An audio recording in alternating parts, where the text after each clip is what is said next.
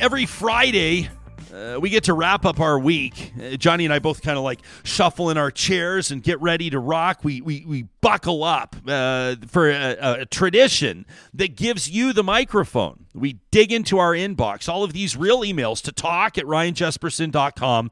It's a tradition that by now you know we call Trash Talk. All right, on behalf of Local Environmental Services, this one from Nellie, who says, I understand that the current political landscape in Alberta has so many very important issues that need to be discussed at length. I feel like we're living, quite frankly, in a massive political shitstorm.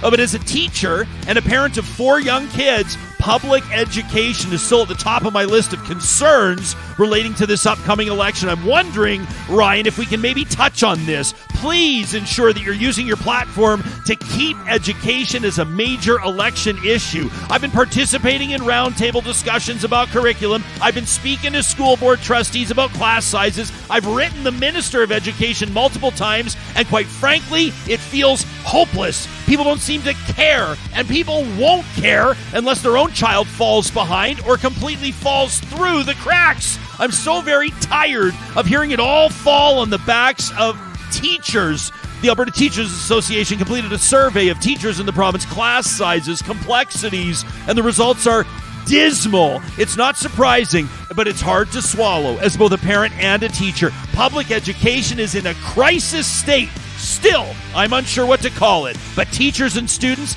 they need our help. That from Nellie, who's sounding the alarm. And how about this one from Martin, who says, hey, just another day of something in Alberta making embarrassing international news, this time from the motherboard. May we add the conspiracy around 15-minute cities to this illustrious list, with appearances from everybody's favorite luminaries, Brett W. Wilson and Theron Fleury. Personally, I can't wait, says Marty, until all these people against these so-called 15-minute cities, also known as neighborhoods, find out about places like Ponoka and Vegreville and Stony Plain and Grand Prairie and Olds.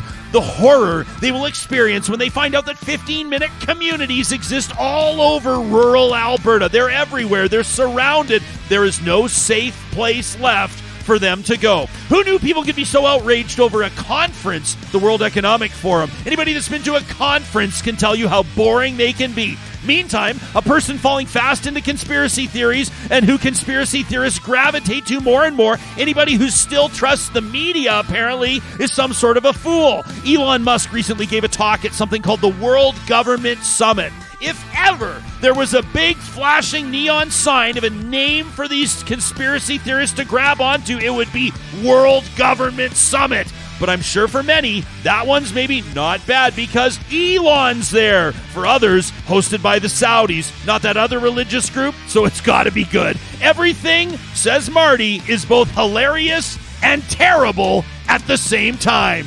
Marty, you're not wrong. Marty sent us an email, just like Nellie did, to talk@ryanjesperson.com. You can do the same 24 hours a day. When something grinds your gears, when something gets like that burr under your saddle, shout out Calgary, and you need to talk about it, send us a note, and you could be featured on the next Trash Talk, presented by our friends at Local Environmental Services. Coming up next week, we've got a whole bunch of fabulous interviews, including Justin Bourne, who's going to join us from Sportsnet to talk about 4 years of sobriety and why he gave up the drink for good. We've got a lot of other things on the hopper, including international stories. What you can do right now is tell us, what do you want to hear more about on Real Talk? In the meantime, tell your friends, share our content. Let's make sure that these conversations get the spotlight they need.